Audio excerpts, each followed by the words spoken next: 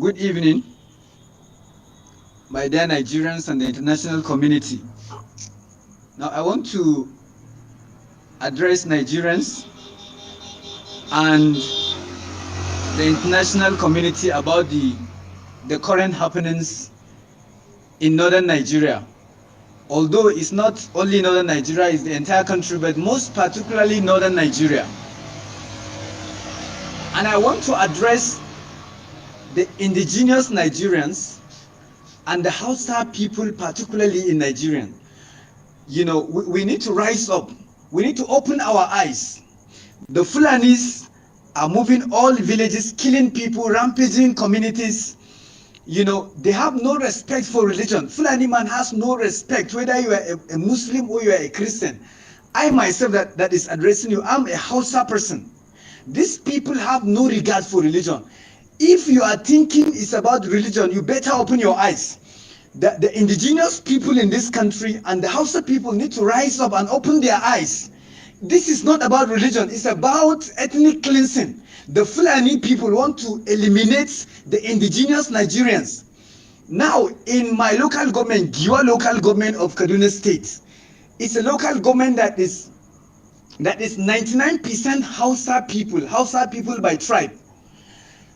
But as I'm talking to you, over 4 days now, the Fulani militias have killed over 200 persons. And among them include my own relations. They have burnt houses, they have destroyed both Christians and Muslims. So it is high time for particularly the indigenous northern Hausas to unite themselves against this onslaught. If those that are in position of authority, if you think this is about religion, then you are still sleeping. This is not about religion. This is about ethnic cleansing. They are trying to eliminate the indigenous, Nigerians, the indigenous northerners, and take over their lands. This is about land grabbing. I'm telling you, in the Zangwantama community in your local government, which comprises of over 60 to 70 villages, clustered villages, there have been so far now over 100 people have been killed, houses burnt, their cows, their cattle that they use for farming, for construction of bridges and all that, they have been scattered away. Their houses, their cars, all their properties. As I'm talking to you right now, they have left their communities, they have run away to other places, to bushes, and even some of them have moved towards Zaria. How can you expect a farmer to move into the city to do what? To do what, for God's sake? It is high time for Nigerians to wake up. It is high time for the Hausas to wake up. The Fulanis are blindfolding our eyes, the Hausas. I'm a Hausa person and I'm talking with passion. The Fulanis have used religion to blindfold us, to think that it is about religion. No, it is not about religion. It is about ethnic cleansing. It's high time for the Hausas. Thank God, this broadcast, I believe it is going to be pushed into the group that comprises of all the houses, the indigenous houses, and with the effort making to unite the houses, to rise up against this onslaught. So I want you to understand, this thing is not about religion. It's not about religion. It's about ethnic cleansing. The same thing that is happening in southern Kaduna, where the indigenous southern Kaduna are being eliminated by the Fulanis. The same thing is also happening in northern Kaduna, where they are purely Hausas. So it's not about religion. If you heard that people are being butchered in southern Kaduna, houses, communities burnt, and you are happy and you think it's about Christians, now you better open your eyes. It's not about Christians. I'm a Hausa person. Our Giwa local government, which is in northern Kaduna, and many parts of Katsina, Zamfara, many people have been eliminated. Now I want you to know right now, as I'm talking to you, Tsaunin Mayo community and Kaya, there are villages, over 100 villages in that axis. It belongs to the western part of Giwa local government. Of course, just to mention, about a few months ago, the house of the person representing us at the state level now, the State House of Assembly, was killed by the bandits. So, and this man too is a Hausa person, is a Muslim. So it's not about religion. I want you to understand that this thing is not about religion.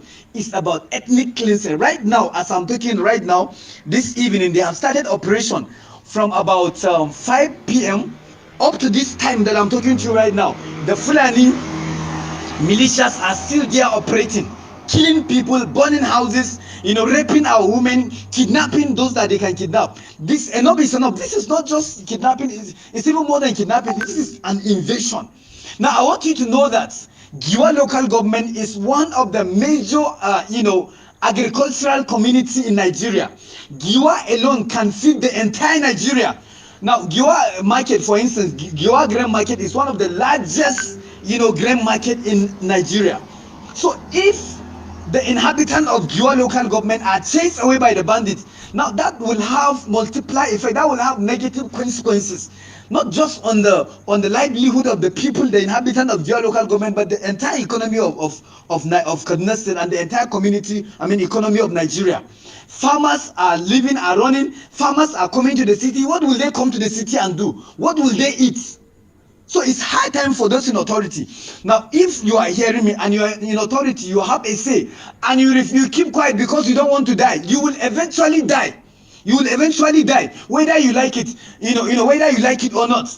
The governorship aspirant, from Katsina that was killed by the bandits some couple of months ago on his way from, Katsina to Abuja, to Abuja on the Kaduna-Abuja road. Did he knew that he was going to be killed? So if you think you are in position and you don't want to talk so that you will not be killed, you will still be killed. We that have chosen to come out and talk, we will still be alive. I know there is no devil in heaven and on earth that can eliminate my life. So if you will come out and talk, and get what is supposed to be done, it's better for you to rise up and talk. I've spoken to many military, those in the military sector. They have complained to me of a lot of logistic issues which is affecting their operations.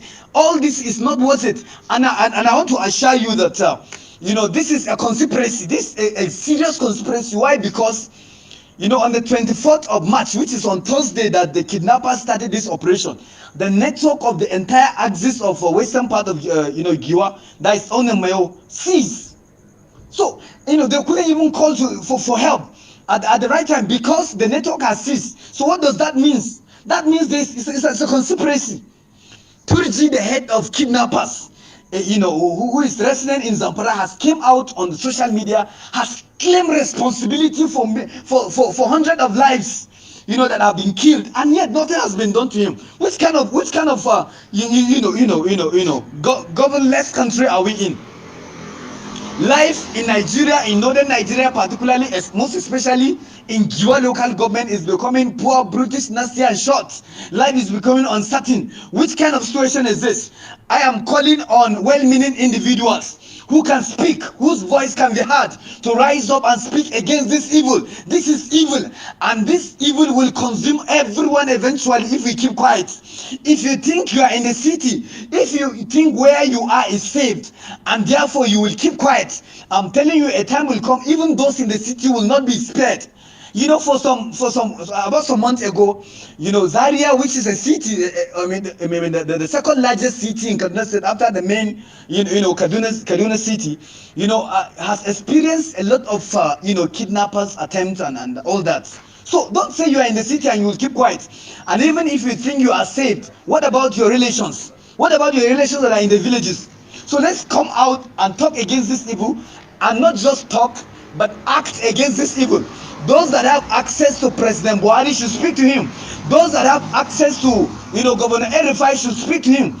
Those that have access to other state governors, those that have access to head of various security apparatus in Nigeria, they should speak. These bandits are human beings. They are not spirits. They are human beings like you and I.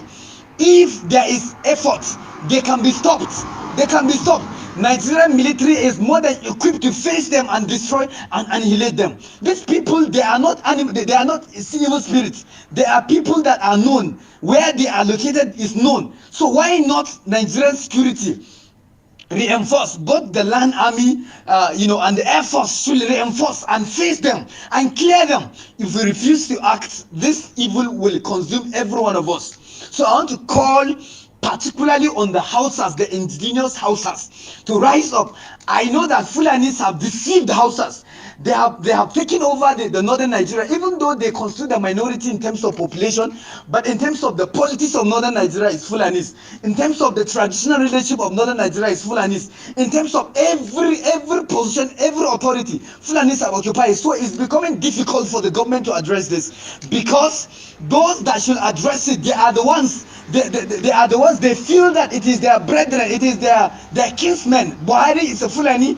Our governor Kaduna State Erifai is Fulani, and most of the northern governors are Fulanis. So that has made this evil to continue. Therefore, I want to call on the indigenous people of Nigeria, the indigenous Hausas in northern Nigeria and other minority tribes to rise up against this evil. If we refuse to rise up, and I also know that there are some Fulanis that are well-meaning Fulanis who are also not happy with this thing, who are also not supporting this evil. I also want you to call on your brethren, to call the attention of your kinsmen, the Fulanis, against this evil, and to expose them. Don't hide them. Don't give them a covering.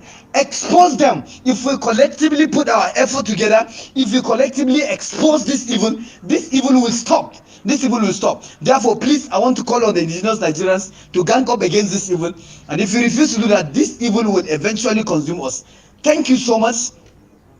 Because I believe not only the Nigerians, but also the international community. I want the international community to come to the aid of Nigeria, because Nigeria is under siege.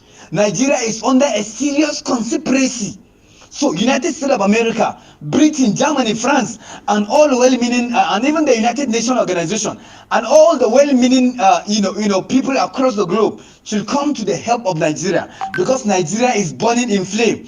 Giwa local government under Kaduna State is burning in fire right now as I'm talking to you. Come to our aid. Thank you so much. For education, entertainment, and information, Ijele FM is a station to listen to. Ijele FM, Istanbul, Turkey.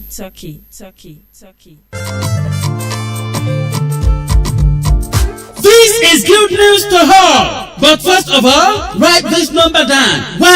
1-845-293-8937. You will get through to Divine Travels and Tours. They help you process and obtain USA work permit visa, tourism and visiting visa, vacation and cruising. Wow!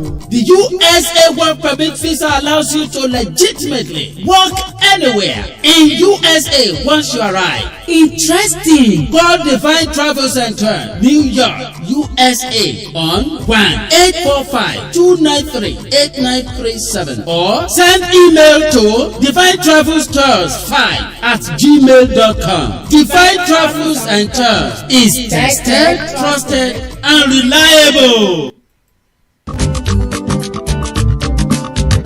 Àwọn ọmọ Odùduwà ayé wa òye.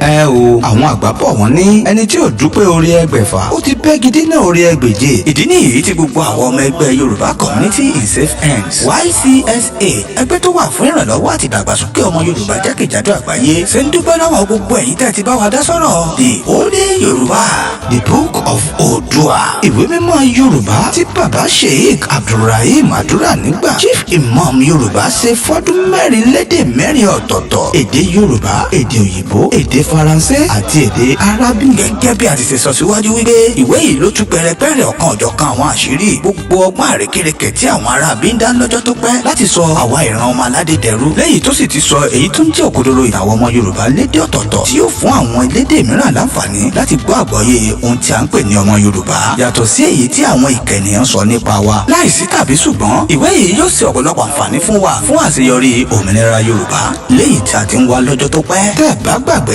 tẹ́lẹ̀ rí a ti sọ síwájú wípé a nílò 5 million naira láti fi tẹ ìwé yìí kó pọ̀ yanturu, kó kárí ilé kó kárí oko. Gbogbo owó tí a ti rí wọlé fún ìwé yìí kéré púpọ̀, láti ṣe ń rawọ́ ẹ̀bẹ̀ fún gbogbo ẹ̀yin ẹlẹ́yinjú àánú jákèjádò àgbáyé. Gẹ́gẹ́ bí a ti ṣe sọ síwájú, gbogbo ẹ̀yin tẹ́ fẹ́ràn Yorùbá dẹnudẹnu, tẹ́ ò fẹ́ jẹ́ káṣà àti ìṣe Yorùbá parun, à ń bẹ̀ yín pé kẹ́ dákun kẹ́ rà wá kalẹ̀ kí a rí ìwé yìí tẹ̀. Bẹ́ẹ̀ náà mọ̀ wípé àgbájọwọ́ báyìí la fi ń sọ̀yà. bẹ́ẹ̀ àjòjì ọwọ́ kan ò gbẹ́rù dórí. gẹ́gẹ́ bí ọmọ Yorùbá rere bàbá ìmáàmù ti sapá tiwọn wọ́n ti kọ ìwé tí yóò ṣe gbogbo ọmọ Yorùbá láǹfààní. ìwé Yorùbá lẹ́yìn ìwádìí ìjìnlẹ̀ wọn ó kù sí wa lọ́wọ́ ká tẹ̀ ẹ́ kó pọ̀ yanturu. la fi ń rọ̀ wá wípé káwa gan gbìyànjú kárí pé ó di títẹ̀ kò séyekíye tó kéré tàbí tó pọ̀ láti fi ràn wá lọ́wọ́ fún nǹkan kí nǹkan tẹ́ ẹ bá fẹ́ fi ràn wá lọ́wọ́ ẹ lè san sínú àkáǹtì yìí Yorùbá Community in Safe Hand YCSA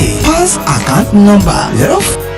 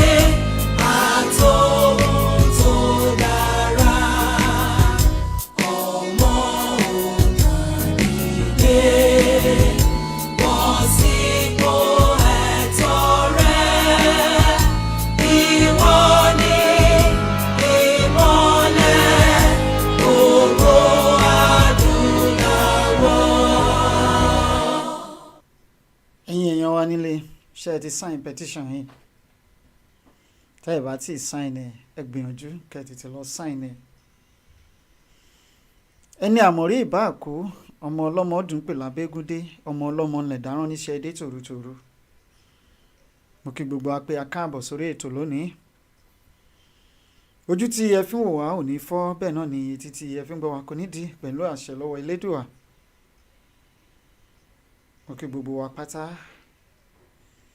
mo kí yín ẹ káàárọ̀ ẹ kú ìyálẹ̀ta ẹ káàsán ẹ kú ìrọ̀lẹ́ ẹ káalẹ́ ẹ káàjìn ẹ kú ojúmọmọ ẹ kú ojúmọ́ ẹ kú ìdájí níbikíbi tí ẹ ti ń gbọ́ wa lórí igun mẹ́rin àgbáńlá ayé.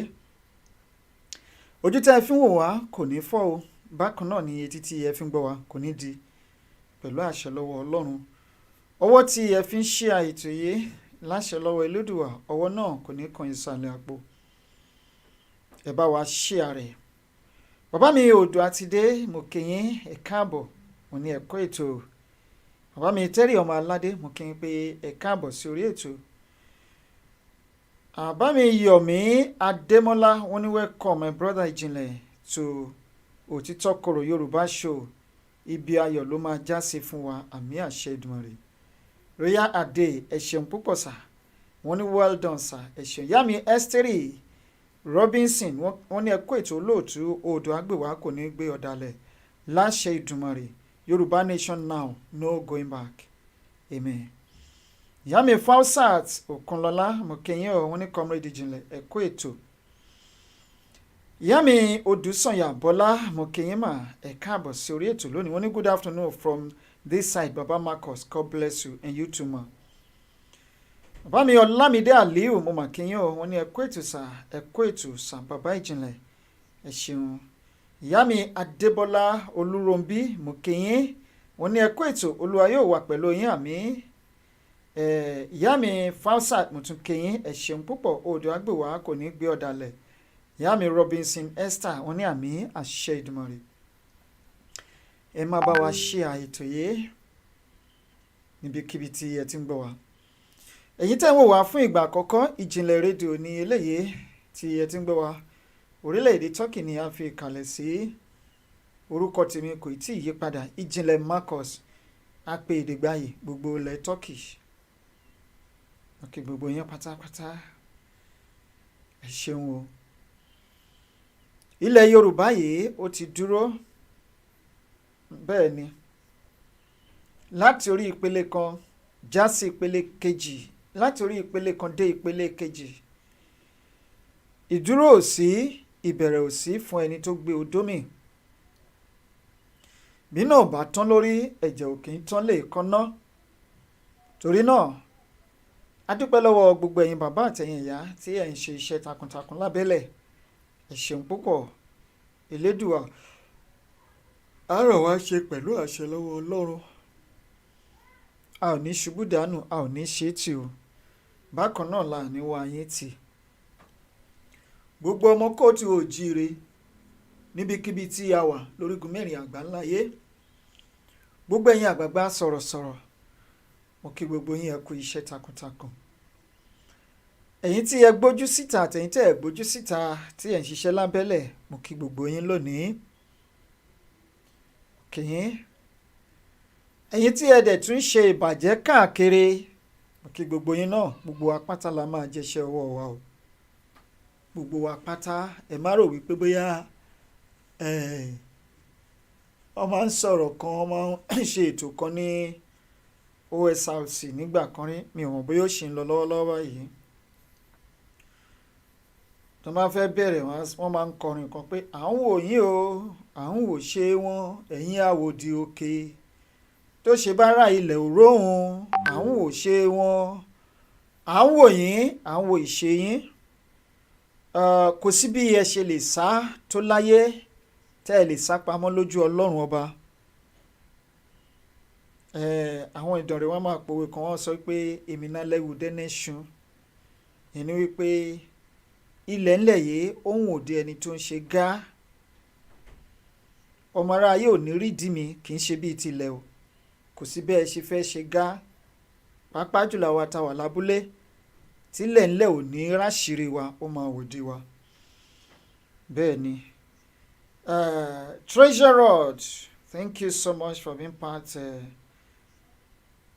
of this program. Wọ́n ní èdè pọ̀, ohun pọ̀, bàbá ìjìnlẹ̀ Ìgbòho Media, mo kí yín ẹ kú ètò, ẹ ṣeun púpọ̀. Ìyá mi Grace David Albert, wọ́n ní ẹ kú iṣẹ́ sà olóòtú, God bless you richly sir. Ẹ ṣeun. Ìyá mi Falsat Okunlọ́lá Ìgbòho Marcus, mo gbádùn rẹ, ẹ ṣeun púpọ̀. God bless you. Bàbá mi Adéọ̀sùn Timothy, mo rọ́wọ́ yín bẹ̀. Wọ́n ní bàbá mi ìjìnlẹ̀ Marcus, ẹ kú ètò sà, ẹ kú iṣẹ́ o, odò àgbèwá kò ní gbé ọ̀dàlẹ̀. Àmì àṣẹ Ìdùmarè. Ẹ bá wa share ètò yìí. Bàbá mi Ọlámídé Aliyu, mo rọ́wọ́ yín bẹ̀. Mo rí yín. Àjọ ń gbádùn ètò yìí ní gbogbo ojoojúmọ́ ni, ẹ ṣeun, àjọ ń ṣe ni. Nítorí náà, ènìyàn yẹsẹ́ ọwọ́ rẹ̀ wò ènìyàn ẹ ò ráyè lóde. Bẹ́ẹ̀ ni, ẹ jẹ́ kí a yẹ iṣẹ́ ọwọ́ wa wò, ṣó dára àbí ò dáa. Ìwà wa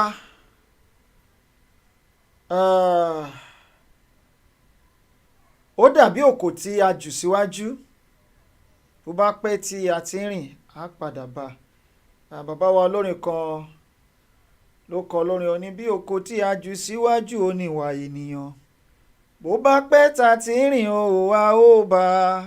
Bẹ́ẹ̀ ni. Ìyá mi Adébímpé Adémọ́lá, mo kí yín mà, ẹ ṣeun gan ni, ẹ ṣeun, á máa rí yín bá láṣẹ lọ́wọ́ Ọlọ́run ọba. Ọmọ Yorùbá,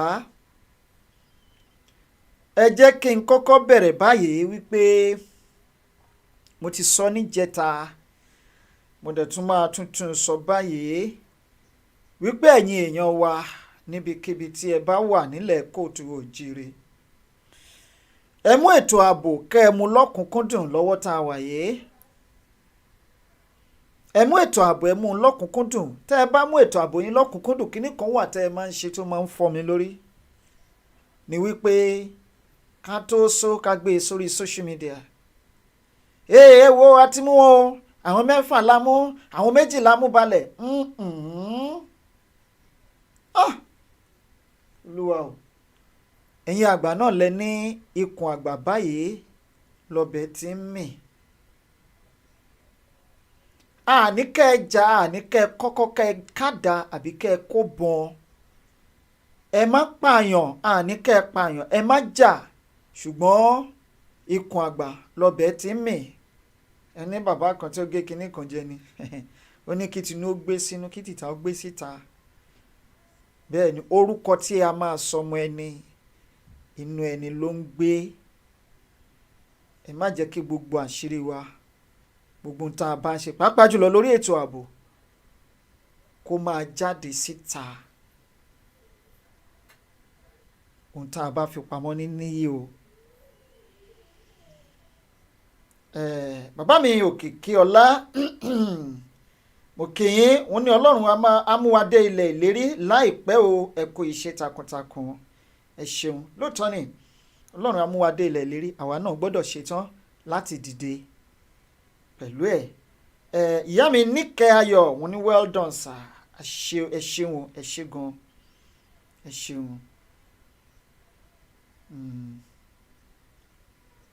Ìyá mi Treasure Road wọ́n ní ẹ̀yin àṣebàjẹ́ Ọlọ́run ò jọ yín, ẹ̀yin àṣebàjẹ́ Ọlọ́run kò jọ yín.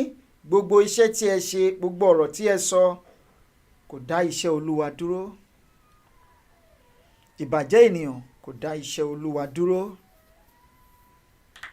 Ẹ̀yin tí ẹ wà ní abúlé kéréje àní kí ẹ wó abúlé yín palẹ̀, àní kí ẹ wó abúlé yín palẹ̀. Ẹ gbìyànjú bóyá abúlé tẹ̀ ń gbé bóyá òrùlé 10 ló wà ń bẹ̀ tàbí 20 òrùlé. Ẹ wá rí àwọn kan tí wọ́n ń gbé nítòsí tí wọn ò jìnnà sọ́dọ̀ yín, tí wọ́n ń gbé ní 50 tàbí 100 ojúlé. Ẹ gbìyànjú kẹ́ ẹ darapọ̀ mọ́ wọn lásìkò yìí fún ìgbà kan náà ni o, fún ìgbà kan náà ni o. Mo tuntun sọ fún ìgbà kan náà. Ìyẹn ní ẹlẹ́ẹ̀kejì ni wípé ẹ gbìyànjú, mo ṣe sọ náà níjẹta lélẹ́yìí, tẹ́ ẹ bá fẹ́ lọ sẹ́sẹ̀ oko, ẹ fẹ́ lọ ṣiṣẹ́ yálà lóko etílé ni tàbí lóko ẹ̀gàn, ẹ má dá lọ sóko o. Ẹ má dá lọ sóko lásìkò yìí fún ìgbà kan náà ni o, torí ilẹ̀ Yorùbá máa dúró nínú ọdún tá a wà yìí pẹ̀lú àṣẹ lọ́wọ́ Ọlọ́run. Tẹnukọ́ tètè bọ̀ lè kọ́. Ẹ má dá lọ sóko láti lọ ṣiṣẹ́ mọ́ o, à ń sọ fún yín. Ẹ gbìyànjú kẹ́ ẹ lọ nítìí. Ẹ má sì túra yín lẹ̀. Yorùbá bọ̀ wọ́n ní gúdúgúdú ò fìgbà kan túra lẹ̀. Ẹ dira yín bíi gúdúgúdú kẹ́ ẹ má fìgbà kan túra lẹ̀ o, nítorí ìdágìrì ẹ̀fọn, nítorí ìdágìrì àwọn ará bí. Ìyẹn ní ẹlẹ́ẹ̀kejì ni wípé gbogbo àwọn igbó tó wà lójú pópónà yín tí ò jẹ́ kẹ́ ẹ rọ́ ọ̀kan àtèyí tó wà nítòsí àti àyíká yín pátá, pàápàá jùlọ láwọn ìletò tàbí láwọn abúlé, ẹ gbìyànjú kẹ́ ẹ ró láro mọ́lẹ̀. Èyí tó ṣe é sun níná, ẹ finá sí kẹ́ ẹ sún. Èyí tí kò ṣe é sun, ẹ gbìyànjú kẹ́ ẹ gbá kí gbogbo àgbègbè yín ó mọ́ tónítóní. Tẹ́ ẹ bá rí iná òpópó àbí iná àdúgbò tá a mọ̀ sí street light, ẹ gbìyànjú kẹ́ ẹ ṣe ìyẹn tí apá bá ká ni o. Ṣùgbọ́n tí apá ò bá ká, gbogbo ẹ̀yin ọ̀dọ́ láti wákàtí yìí lọ, a gbà yín nímọ̀ràn ni o, torí fífọ̀ ò tó gbígbọ́ o. Tó bá wù yín, tẹ́ ẹ bá mọ̀ wípé ayé yín jọ yín lójú, ẹ̀mí yín jọ yín lójú, ẹ fẹ́ rí ògo ọ̀la tó ń bọ̀ lọ́nà tá à ń wò lọ́ọ̀kan yìí tó ti wà nítòsí wa tó ń dẹ̀dẹ̀dẹ̀ yìí, yẹn ní ilẹ̀ kóòtù òjíire. Ẹ wá fẹ́ wà lára àwọn tó fẹ́ jẹ ìgbádùn ilẹ̀ kóòtù òjíire, torí ńgbà ọjọ́ tí a bá ti nu àsíá wa sókè báyìí lálá, ó ní ìyà, òṣì, ìṣẹ́, ẹkún, òṣè, ìpayín keke tó ti lọ, tó ti dágbére kúrò nílẹ̀ Yorùbá. Àmì ìdánilójú wà ńlẹ̀. Àwọn bàbá àwọn ìyá tí wọ́n ń ṣiṣẹ́ lórí eléyìí wọn ò dákẹ́, tọ̀sán tòru ni wọ́n ń ṣiṣẹ́ lé lórí. gbígbé ayé ilẹ̀ ọmọ Yorùbá ṣe máa dára òní wọ́n ń ṣiṣẹ́ lórí, wọn ò sùn wọn ò wo bíi ti akọ pẹ́pẹ́yẹ. Nítorí náà tẹ́ ẹ bá fẹ́ wà lára àwọn tó fẹ́ jẹ ìgbádùn, ìyá mi Kíkẹ́ lọ́mọ Láfíàjì mo mà kí yín o, wọ́n ní ẹ̀ka alẹ́sà bàbá mi ìjìnlẹ̀, ẹ kú ètò sà, ẹ kú iṣẹ́ takuntakun sà, God bless you all agitators, amen. Bàbá mi Lukman Adéjàre, Mr. Brother ìjìnlẹ̀, ẹ kú ètò, kò ní bàjẹ́ fún yín láṣẹ Ìdùmarè. Yorùbá nation now, no going back. Aṣọ yìí Nàìjíríà ti fàya, ògo rẹ̀ sì ti wọ̀ mí, àmín àṣẹ Ìdùmarè. Bàbá mi Emmy Ọládìméjì ọlọ́wọ́ bọ́tìnì wa lókè lọ́hùn, mo kí yín sà, wọ́n ní ẹ kú iṣẹ́ takuntakun bàbá, ẹ ṣeun. Ẹ̀yin tẹ́ ẹ bá fẹ́ wà lára àwọn tó fẹ́ jẹ ìgbádùn ilẹ̀ Yorùbá yìí, ẹ gbìyànjú kẹ́ ẹ dìde tó bá ti di lálẹ́, tá a bá ń sọ̀rọ̀ lálẹ́ nípa alẹ́, láti nǹkan bí aago 6 làwọn ará bíi ti bẹ̀rẹ̀ sí ní máa gbé ìgbésẹ̀ tí wọ́n ń gbìyànjú iṣẹ́ tí wọ́n fẹ́ ṣe lóru. Ó pẹ́ jù aago 8 wọ́n á bẹ̀rẹ̀ iṣẹ́, bẹ́ẹ̀ nítorí pé wọ́n ní ọ̀gànjọ́ báyìí ńlá ń ṣèkà, òru ọ̀gànjọ́ báyìí ni àwọn fi ń ṣe ìkà tí wọ́n fi ń ṣe iṣẹ́ ibi. Ẹ gbìyànjú tó bá ti di láago 6, ẹ pínra yín ká nítí níjọ lẹ́yìn ọ̀dọ́, àwọn ọ̀nà tó wọnú abúlé yín, ẹ bẹ̀rẹ̀ sí ní dúró sí àwọn ọ̀nà tó kọ́kọ́ wọ abúlé yín àtèyí tó jáde, ẹ sì yẹn lé ní láwọn àdúgbò sádúgbò àti láwọn ẹ̀yìn kọ̀rọ̀, láwọn etígbó láwùjọ nínú abúlé yín. Ẹ gbìyànjú pé ẹ fi àwọn ọkùnrin tó tó ọkùnrin àtàwọn akíkanjú obìnrin, ẹ jẹ́ kí wọ́n jókòó, kí wọ́n bẹ̀rẹ̀ sí ní ṣọ́ abúlé yín. Ẹ bẹ̀rẹ̀ sí ní pín nípele. Àwọn tó bá ṣe lénìí, ó lè má já wọn ló máa ṣe lọ́la, torí kí wọ́n má bàa sùn lójú oorun, lóru, ẹ má bínú. Ẹ̀yin tí ẹ bá ń dúró láwọn ọ̀nà tó wọnú abúlé yín, tó ń jáde láti inú abúlé yín, mo wá fẹ́ fún wa ní ọgbọ́n kan, ìyẹn tó bá jẹ́ nǹkan tí ẹ gbà wọlé tẹ́ ẹ rò wípé ẹnu ìjìnlẹ̀ ń rùn tàbí ọpọlọ ìjìnlẹ̀ ò pé, ibi tẹ́ ẹ bá dúró sí lénìí, ẹ má dúró síbẹ̀ lọ́la o. Ẹ máa pàwọ̀dà bí alágẹmọ. Ibi tẹ́ ẹ bá dúró sí lénìí, ẹ má dúró síbẹ̀ lọ́la, torí ojúlalá kan fi ń ṣọ́ orí. Ẹran kan wà nínú igbó tó jẹ́ wípé ojú ọ̀nà tó bá gbà kọjá lénìí kì í gbabẹ̀ lọ́la, lọ́jọ́ kejì. Ojoojúmọ́ ló máa ń pa ọ̀nà dà, torí náà ẹ lè dẹ páńpẹ́ fún un lójú ọ̀nà tó ń gbà kó mú láéláé, àyàfi tọ́lọ́run bá ṣetán àti mú nìkan ló kù. Wọ́n ní bá a ṣe gbọ́n nílé ọkọ, bẹ́ẹ̀ náà là ṣe ń gbọ́n nílé àlè. Ẹ jọ̀wọ́, àfẹlẹ́dùwà bẹ̀yín, ẹ má jà á bẹ̀rẹ̀ sí ní dúró páńpẹ́ ìjọba location 419. Ẹ má pe ìjọba Nàìjíríà, wọn ò ní dá yín lóhùn. Fún àpẹẹrẹ, ẹ wo ohun tó ṣẹlẹ̀ l'Ákúrẹ́ lánàá. Àwọn Fúlàní lọ sínú igbó, wọ́n fi ẹran jẹ oko. Godwin Isaac, thank you so much. Ẹ káàbọ̀ sórí ètò. Wọ́n dá ẹran lọ sínú igbó, wọ́n lọ jẹ oko olóko. Àwọn Àmọ̀tẹ́kùn wọnú igbó lọ. Wọ́n fọwọ́ ṣìkún, wọ́n fi mú wọn. Wọn ò nà wọ́n, wọn ò lù wọ́n, wọn ò pa wọ́n, wọn ò ṣá wọn ládàá, wọn ò gún wọn lọ́bẹ, wọn ò gún wọn lọ́kọ̀. Wọ́n kó wọn wá sígboro Àkúrẹ́. Òjíbà Ọlọ́run tí wọ́n rí ni wípé àwọn Fúlàní àtàwọn tẹ́ ẹ pè ní sójà yín, ẹ̀yin wọ́n Nàìjíríà torí orí yín ti fọ́ tó ti gbálẹ̀,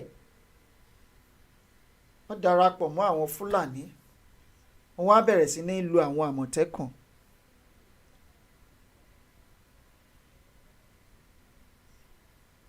Káwọn láwọn ènìyàn wá ti dúró gbágbágbá nínú gbólóhùn kí wọ́n ti ṣe iṣẹ́ tí wọ́n fẹ́ ṣe, wọ́n sì ṣe lókù òru. irú ẹ̀ ò ní wáyé. Ẹ wá wò ó nípínlẹ̀ Ondo, ó jẹ́ ìpínlẹ̀ kan tó jẹ́ pé gómìnà wọn dúró pẹ̀lú ẹsẹ̀ méjèèjì. Níwọ̀n ìgbà tí irú ìṣẹ̀lẹ̀ báyìí ti lè ṣẹlẹ̀ nípínlẹ̀ Ondo, mélòó mélòó nípínlẹ̀ Ọ̀yọ́, mélòó mélòó ni ti Sanwó-Okú lẹ́kọ̀ọ́, mélòó mélòó ni ti gbèsè tọ́lá nípínlẹ̀ Ògùn, mélòó mélòó nípínlẹ̀ Ọ̀ṣun, mélòó mélòó ni tèkìtì, bàbá Ikúyẹyìn, mélòó mélòó ni ti Kogi àti Kwara. Torí náà ẹ̀yin èèyàn wa ẹ má sùn ká ẹ díjú méjì lásìkò yìí. Lóòótọ́ ilẹ̀ Yorùbá ti dúró. Ẹlẹ́ẹ̀kejì tún ni wípé eléyìí lọ sí ìjọba location 419 àtàwọn Fúlàní soldiers ní Nàìjíríà. Ìkìlọ̀ pàtàkì. Tẹnu kọ́ tètè bọ̀ lè kọ́. Lásìkò yìí lẹ́mọ̀ wípé ẹran tó báyìí ni wọ́n ń pè ní námà, ìdí ni wọ́n di Ọ̀rúnmìlà mọ́ o. Ẹni tó bá ní kí là á ṣe hàn, ẹni tó bá ní kí là á fẹ́ ṣe là á ṣe hàn o. Ìpá tí ẹ pa ọmọ ọ̀gbẹ̀rẹ̀ ẹ ò gbọ́dọ̀ pọmọ awo bẹ́ẹ̀.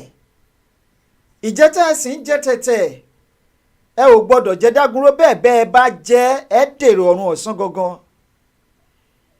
Ẹ má fojú àgbàrá wo kúdẹ̀tì, torí ẹ̀dá tó bá fojú àgbàrá wo kúdẹ̀tì odò á gbé e lọ. Ẹni bá fojú àná wọ òkú ẹbọra bọ́rù wọn láṣọ. Bẹ́ẹ̀ ni mò ń sọ fún yín. Ẹ má rò pé bá a ṣe ń lérí tá à ń léka tá à ń fẹ́ tá à ń jánu tẹ́lẹ̀ rí àbáwọn bàbá torí wọ́n ti gbálẹ̀ tọpọlọ ti ta sí wọn lọ́pọlọ tí wọ́n wá mọ̀ nǹkan tí wọ́n ń ṣe mọ́, tí wọ́n ti ní dementia, tí wọ́n ti lárùn ọpọlọ, tí wọ́n mọ funfun yàtọ̀ sí dúdú mọ́. Àtàwọn ọ̀dàlẹ̀lẹ̀ Yorùbá tí wọ́n jẹyó tán tó ń wá bẹ́kùnbẹ́kùn kiri, tí wọ́n gba sátidé lọ́wọ́ wọn tó tẹ́ ẹ wá fi Sunday tẹ́ ẹ wá gbélé wọn lọ́wọ́. Ọmọ tó yìí ò gbọ́n, àwọn dìdìrìn dàdá ń datọ́. Àwọn tó yẹ kó máa wora wọn ní àwòṣe sunkún tó ń wora wọn láwòrẹ́rìn-ín. Àwọn ẹni àbáta káfíra àtùpà tó sọ pé àwọn àjítàn náà wò. Ẹni àbáta ká fi owó ẹ̀ ká fi jẹ súyà, Ọlọ́run tí ẹni jẹ́ ń bá wọn jẹ súyà mọ́. Ẹni àbáta ká fi owó ẹ̀ ká fi mutí tó wá lòun mutí àmupara. Ṣáwọn lẹ́rù pẹ́ ń bá dòwò pọ̀ lásìkò yìí.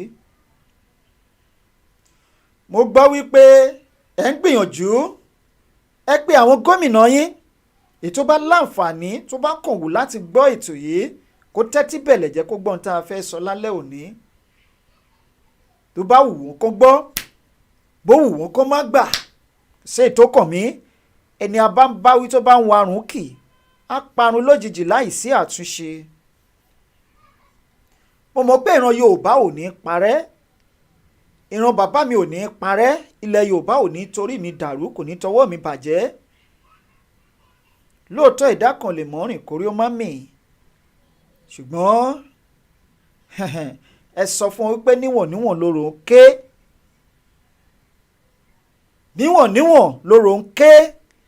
Ikú ń jọ̀gẹ̀dẹ̀, ikú ń rẹ̀dí, ikú wọn ti gbàgbé wípé ohun tó dùn báyìí ló ń pani. Bàbá kan ní ikú ń jọ̀gẹ̀dẹ̀, ikú ń ṣẹnu twíntwín, ikú ti gbàgbé pé ohun tó ń dùn ló ń pani. Ọ̀rọ̀ yẹn mọ ibi tó máa wá já sí. Á dàbí afàdá pakún tó pàdánù ọ̀nà méjì. Ikú lọ, àdá sọnù. Òkété yín máa wá dégbà láti akáwọ́ mórí. Ẹ̀yin ológun wa tẹ́ ẹ ṣì wà nínú Nàìjíríà, àdúpẹ́ o gbogbo ẹ̀yin tẹ́ ẹ jọmọ Yorùbá. Ẹ̀yin èèyàn wa ṣe é mọ̀ pariwo lẹ́nu ọjọ́ mẹ́ta yìí wípé wọ́n fẹ́ dìtẹ̀gbàjọba ológun ní Nàìjíríà. Wọ́n ló ní ohun tí ajá rí tájá fi ń gbó ajá ò kì í dédé gbó. Tí ò bá sí nǹkan lẹ́sẹ̀ ẹ̀ṣẹ̀ ò kì í dédé ṣẹ̀.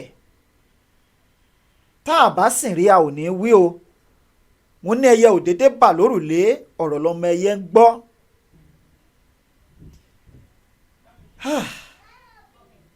Ọlọ́run ló ní ká gbàǹjarè síta.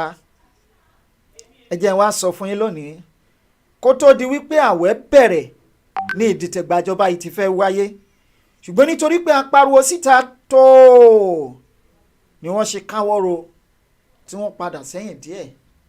Ẹ wá wo ìgbésẹ̀ tó tún kàn tí wọ́n tún fẹ́ máa gbé báyìí tí wọ́n tún fẹ́ gbé. Ó ṣeé ṣe kí wọ́n má kéde síta gbangba wípé ológun ti gbàjọba ẹ̀ẹ̀kan náà ni gbogbo wọn máa bẹ̀rẹ̀ iṣẹ́. Ẹ wá wo iṣẹ́ tí wọ́n fẹ́ ṣe o. Tinubu lẹni àkọ́kọ́ ẹ lọ kọ sílẹ̀ lénìí tí wọ́n ń target láti pa. Ó ṣeé ṣe kó ṣẹlẹ̀ lẹ́nu ọjọ́ mẹ́ta yìí ṣùgbọ́n kó má bàa ṣẹlẹ̀ a máa fẹ́ tún fẹ́ ṣe ìkìlọ̀ fún wọn lónìí. Lẹ́yìn ẹ̀ àwọn lọ́balọ́ba ilẹ̀ Yorùbá wọ́n wà nínú wọn tí wọ́n ń lọ. Tí wọ́n bá ti kọ́kọ́ mú Tinubu balẹ̀ wọ́n fẹ́ lọ sí ọ̀dọ̀ àwọn gómìnà tó wà ní gbogbo southern part of the country pàápàá jùlọ nílẹ̀ Yorùbá. Wọ́n fẹ́ pa gbogbo gọ́vnà pátápátá. Ẹ lè má kà á kún o ṣùgbọ́n eléyìí ò kì í ṣe propaganda kò kì í ṣe irọ́. Ẹ ṣeun púpọ̀ bàbá mi ìyá mi Nurat ọkùnrin ni wọ́n àbóbìnrin ẹ má bínú Nurat Daniel ẹ ṣeun púpọ̀. Bàbá mi Levinati mo kí yín o ẹ ṣeun púpọ̀.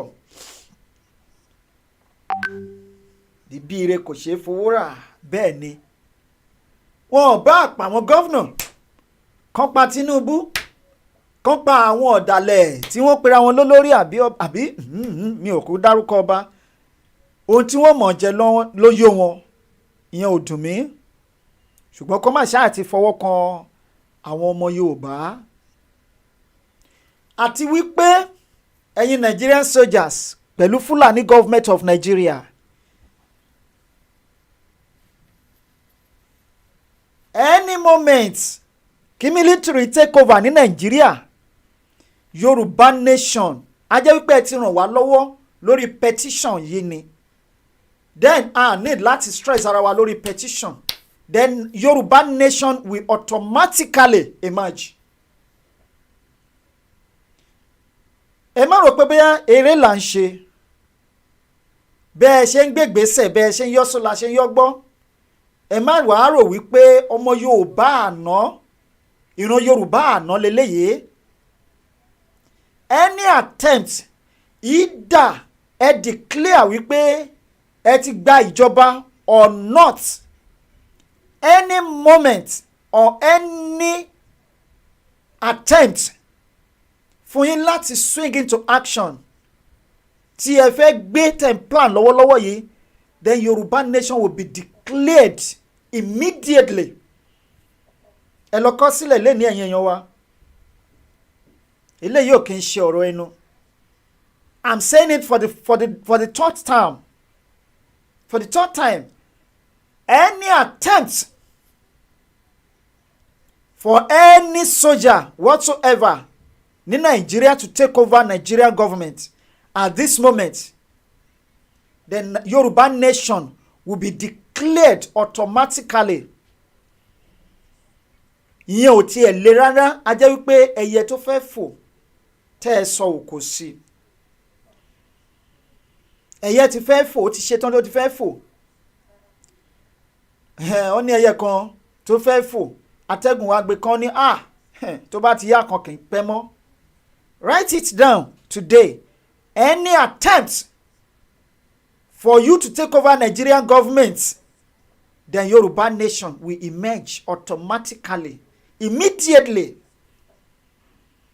So ẹ̀yin èèyàn wa ẹ kú ìfojúsọ́nà ilẹ̀ Yorùbá. Whether you call it Oduduwa nation or Yoruba nation whatsoever, whatever, nínú méjèèjì, Yoruba nation has come to stay. Nothing can stop us. wọ́n ti gbìyànjú wọ́n try láti negotiate pẹ̀lú àwọn Biafra. That's none of my business. My business ó wà lórí Yorùbá nation. Àwọn kan gbìyànjú láti negotiate pẹ̀lú Nigerian government. Wọ́n ní àwọn fẹ́ fún wa ní regional government. For your own information, ẹnikẹ́ni nínú yín, nínú ẹ̀yin àgbàyà òṣì, ẹ̀yin wèrè dídìrín, tẹ́ ẹ make attempt láti negotiate Yorùbá nation wípé regional system of government kan gbélẹ̀, orí yín ò pé, orí yín ti dàrú, orí yín ó ṣe kíni, ó ti dàrú, ó ti gbálẹ̀ jẹ́, ti ta sí yín lọ́pọlọ. Tó bá jẹ́ pé orí yín pé, they did the same thing to Baba MKO. They did the same thing. Wípé àwọn military máa take over, tó bá ti take over, wọ́n á ṣe kú wọn agbẹ́jọba lé bàbá lọ́wọ́. Wọ́n tàn bàbá yẹn títí wọ́n ti bàbá títí inú kòtò. Àfìgbà tán rẹ̀yìn bàbá oníbàbá to mean well for us. Gbogbo àwọn tí wọ́n gbowó ẹ̀mí Abíọ́lá àwọn dà lẹ́ni. Gbogbo owó tán gbàǹgbà náà, Ghana must go, kíní kan must come, gbogbo ẹ̀ tí wọ́n gbà, where are they today? Àti lọ àti bọ̀ tí ò jẹ́ kẹ́ran ọ̀jẹ́ ó gbádùn. Àti lọ àti bọ̀ tí ò jẹ́ kẹ́ran ọ̀jẹ́ ó gbádùn kò lè jẹ́ kán gbádùn.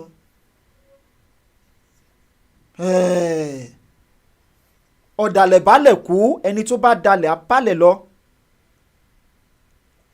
Ẹ̀yin tẹ́ ń try láti negotiate Yorùbá nation, kò sí ẹni tó rán yín níṣẹ́ o. Yorùbá nation is not negotiable. Gbogbo bẹ́ẹ̀ ṣe ń yọ́ sọ́ la ṣe ń yọ gbọ́.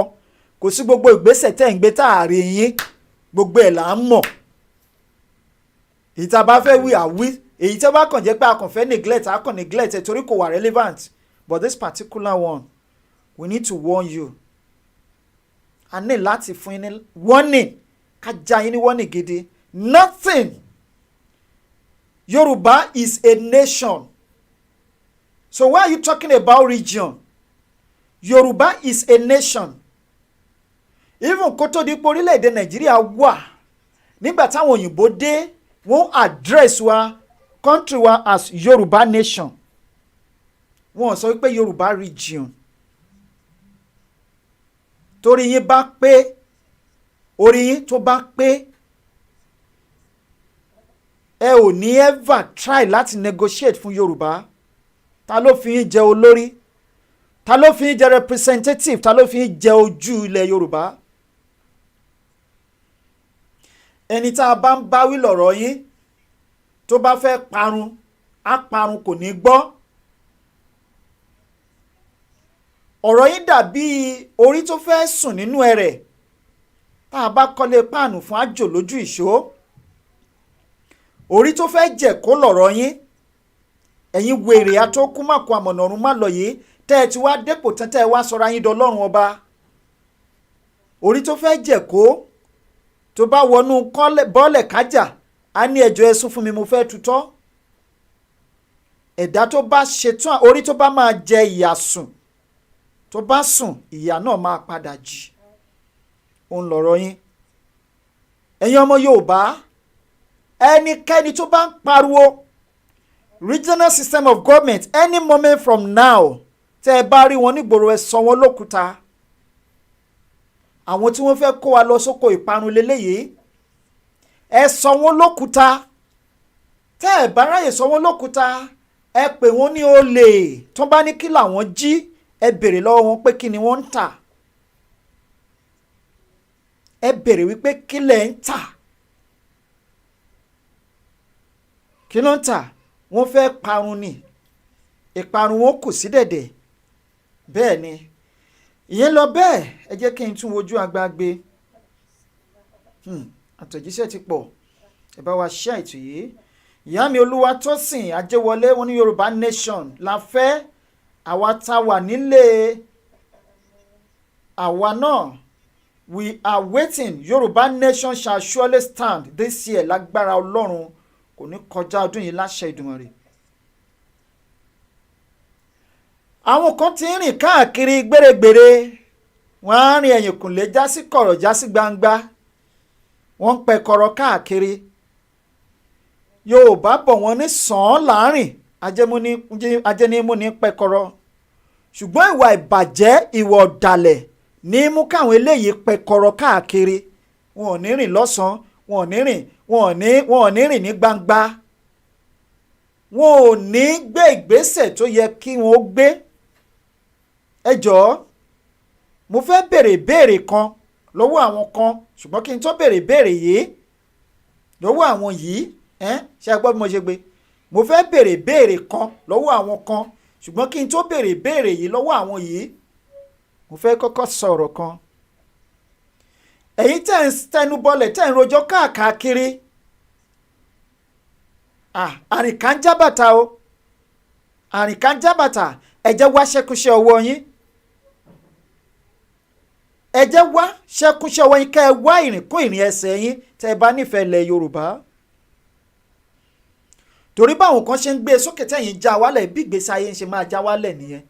Ẹ má bínú pé mo bínú lálẹ́ yìí, mo kàn ní láti go straight to the point ni.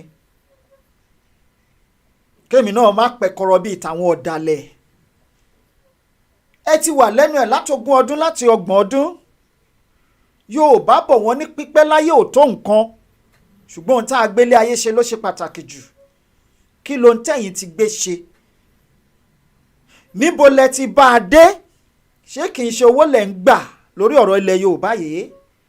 Gbogbo ẹ̀yin tí ẹ̀ ń fi ọ̀rọ̀ Yorùbá tẹ́ ẹ fi ń kówó jẹ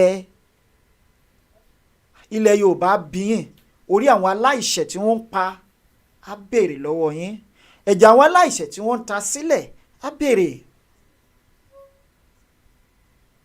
Bẹ́ẹ̀ ni, ìṣẹ́ ní pẹ̀rú èpè ní polè, ilẹ̀ dídà ní pa ọ̀rẹ́. Wọ́n ní alájọbí ní pa ọba kan tàbí iye kan tó bá dání. Ẹ̀dá tó bá máa dalẹ̀ ò kí ń dalẹ̀. Ẹ̀dá tó bá sì ń dalẹ̀ ẹ sọ fún wípé wọn ò ní dalẹ̀ láéláé. Ẹ jọ̀ọ́ ẹ má pè wá báyìí, à á pè yín lẹ́yìn ètò, a wà lórí ètò, ẹ má bínú. Bàbá mi Moruf Ọláìtàn, bàbá mi ìjìnlẹ̀, ọ̀rọ̀ election kọ́ ló kàn lọ́rọ̀ wa nílẹ̀ Yorùbá. Ẹ ṣeun púpọ̀ sà, ẹ ṣeun, ẹ ṣe gan. Ẹ jọ̀ọ́ mo ń bọ̀, ẹ jẹ́ kí n sáré gbé orin sí i. If you can protect a spare part dealer, yes. If you can protect a spare parts dealer, why can't you protect a husband? If banks, private banks, would be rescued, government will come with public funds through the central bank or whatever to rescue failing banks. With public, central government money is government money. It's your money, it's my money. Why do that? I cannot do that to rescue the husband from the problem he has to do. There are some questions we need to ask ourselves.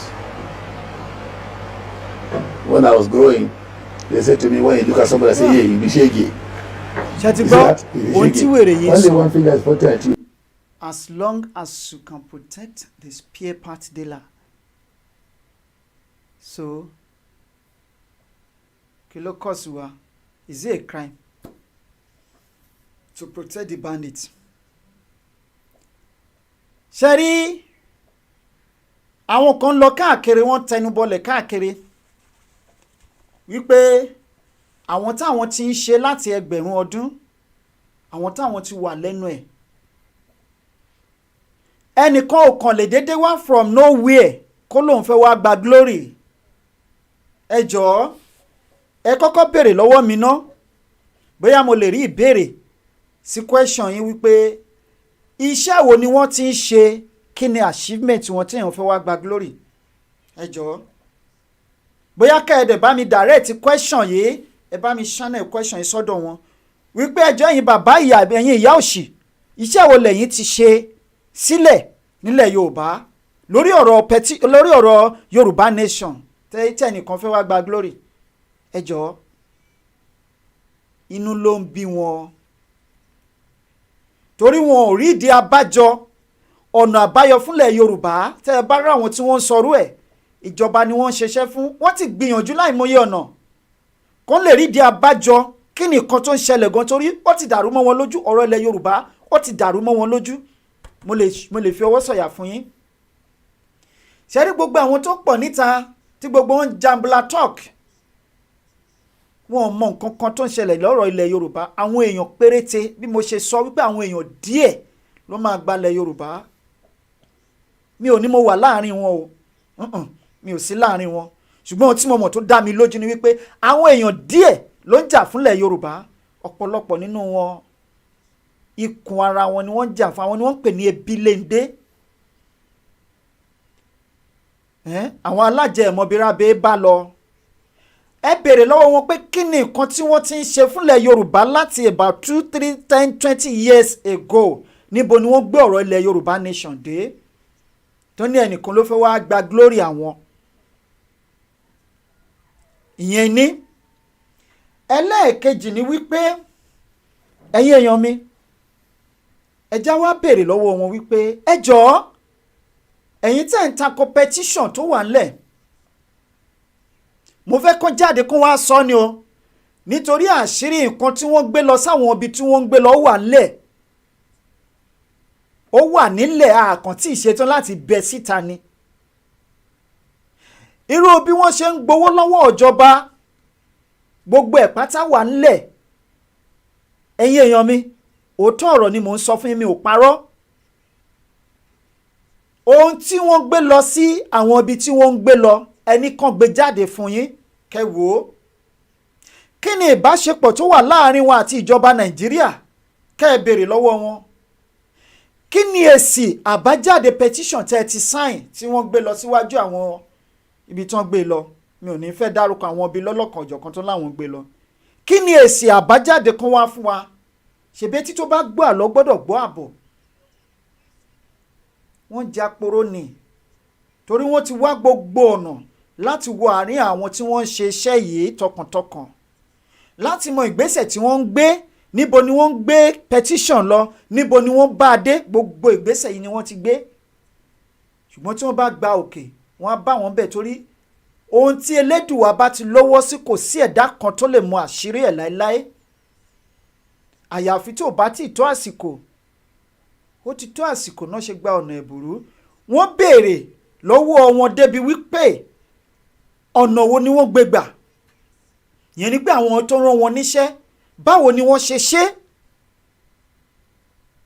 báwo lẹ ṣe lè fún un láàyè ṣe bá ti fi yín sáàárín wọn báwo lẹ ṣe lè fún un láàyè wípé kó gbérù nǹkan báyìí jáde wọ́n lọ́wọ́ tiẹ̀ sú àwọn ò mọ ọ̀nà tí wọ́n gbé gbà torí ẹ̀ ni wọ́n ṣe ń gbìyànjú láti wá negotiate Yorùbá nation tó ń fi sọ pé àwọn máa fún wọn ní region tẹ́ ẹ bá gbọ́ tí ẹnikẹ́ni bá sọ̀rọ̀ region anywhere tẹ́ bá ti rí wọn sọ wọ́n lókùúta àwọn tí wọ́n ṣiṣẹ́ pẹ̀lú ìjọba Nàìjíríà wọ́n máa fi tì wọ́n síwájú ni irọ́ ni wọ́n ń pa o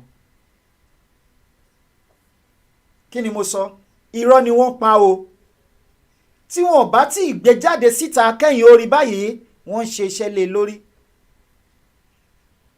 wọ́n ń ṣe iṣẹ́ wọ́n ṣe ń gbégbésẹ̀ o wípé a gbọ́dọ̀ débi tí wọ́n ti ń ṣe iṣẹ́ yìí sẹ̀ a gbọ́dọ̀ mọ kúlẹ̀kúlẹ̀ ṣùgbọ́n Ọlọ́run ọba mi máa ń fi òpè dààmú ọlọ́gbọ́n ẹ̀rù bọ́lọ̀ ń ṣe ń dìde bó ṣe ń dìde bó ṣe ń gbé àwọn èèyàn dìde ó kọ́kọ́ gbé bàbá Akíntóyè dìde láti jẹ́ ohùn gbogbo ìran ọmọ Yorùbá nígbà tí bàbá ṣe iṣẹ́ lọ sáà dé stage kan lọ ni pé ọmọ mi Akíntóyè ibi tó o bá dé yìí o ò lè dá a ṣe mọ́ yẹ kí n tún gbólùrànlọ́wọ́ díẹ̀ kan dìde kó tún jẹ́ kí òyìn kó tún lọ sókè sí i ẹ wo gbogbo ìwé tí wọ́n kà doctorate degree professor ni mí professor with no sense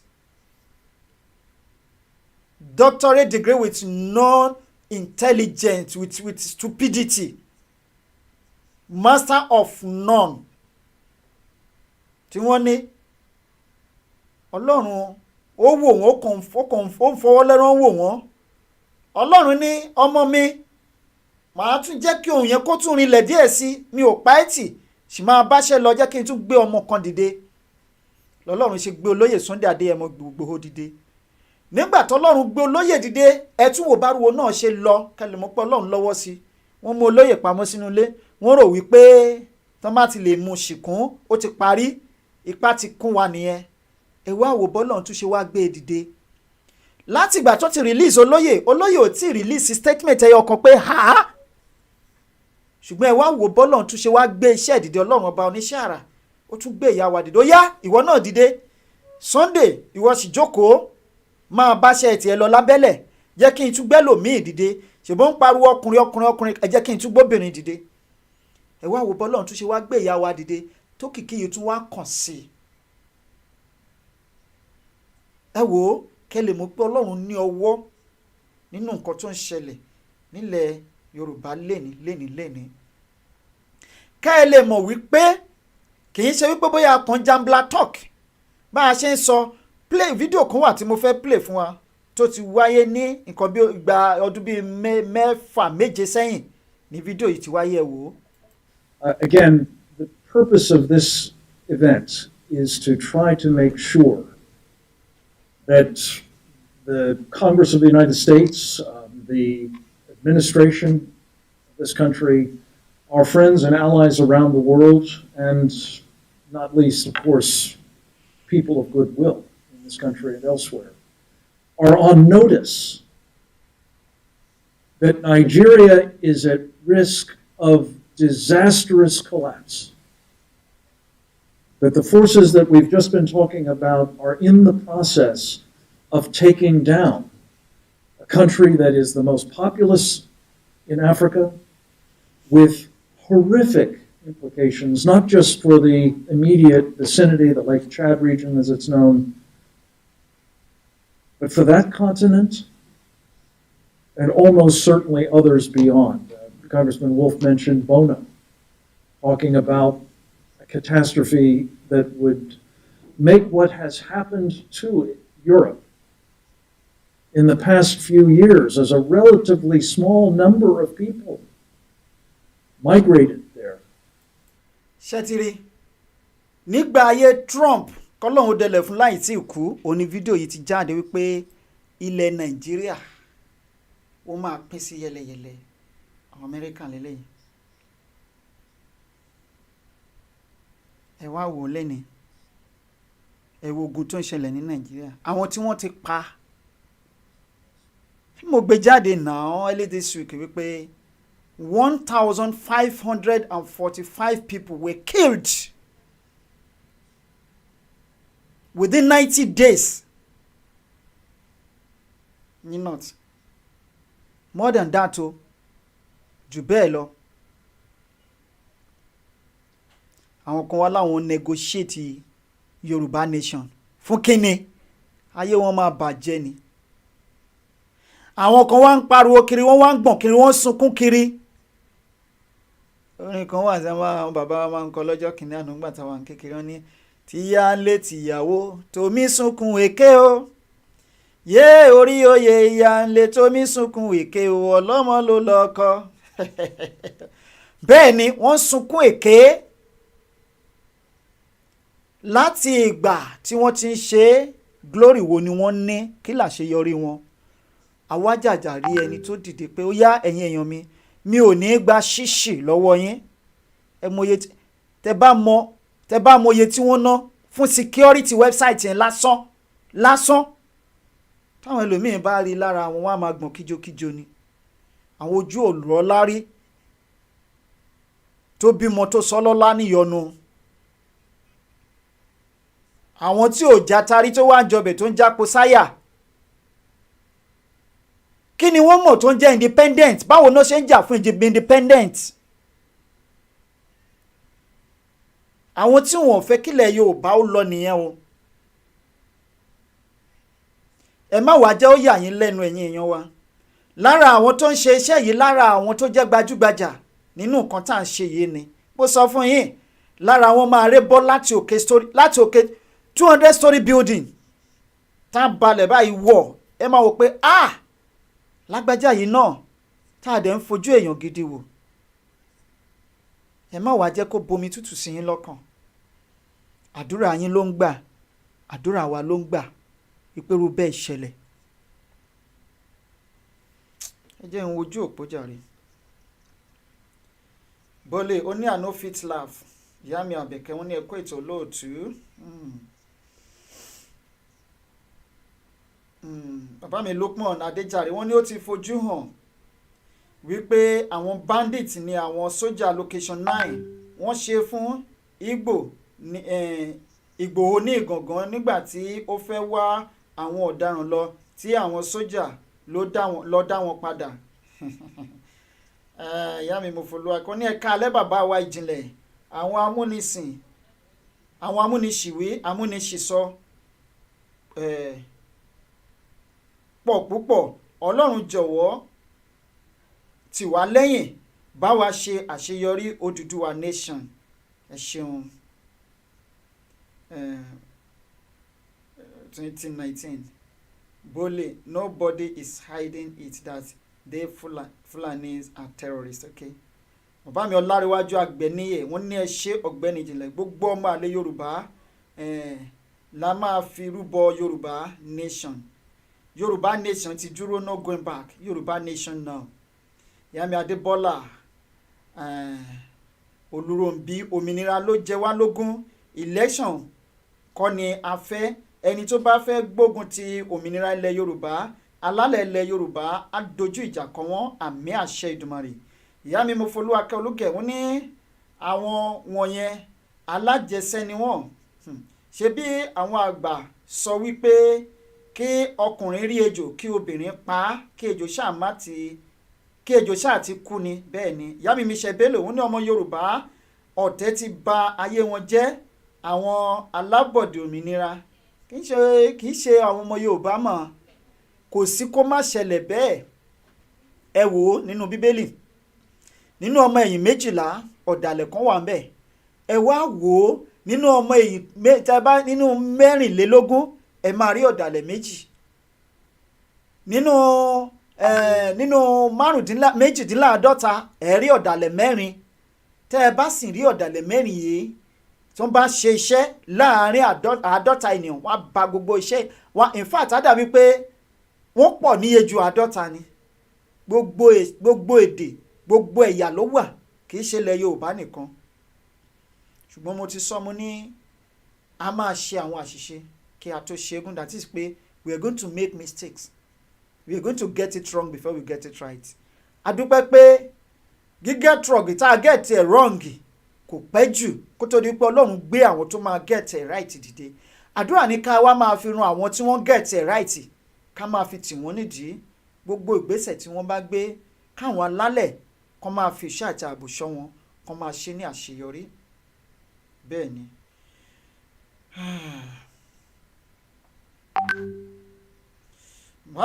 ìyá mi níkẹ́ ayọ̀ wọ́n ní bẹ́ẹ̀ ni they are politicians agents bàbá mi Adéọ̀sùn Timothy ikú ló máa pa wọ́n àmì ẹ má ṣe pé òṣùgbọ́n èyí tẹ́ ẹ wí ìyá àrọ̀ ti rọ̀ mọ́ ìyá mi ṣe bẹ́lò wọ́n ní ẹ jọ̀wọ́ ẹ bá mi béèrè glory wọn glory wo ló wà lórí àwọn olórí kíkú àwọn aláìmọ̀kan aláìṣòdodo ìkà oníjẹkújẹ Ọlọ́run máa ṣe ìdájọ́ gbogbo gbígbóná lé wọn lórí láṣẹ Ìdùmarè àmì àṣẹ àtẹ̀jíṣẹ́ ti pọ̀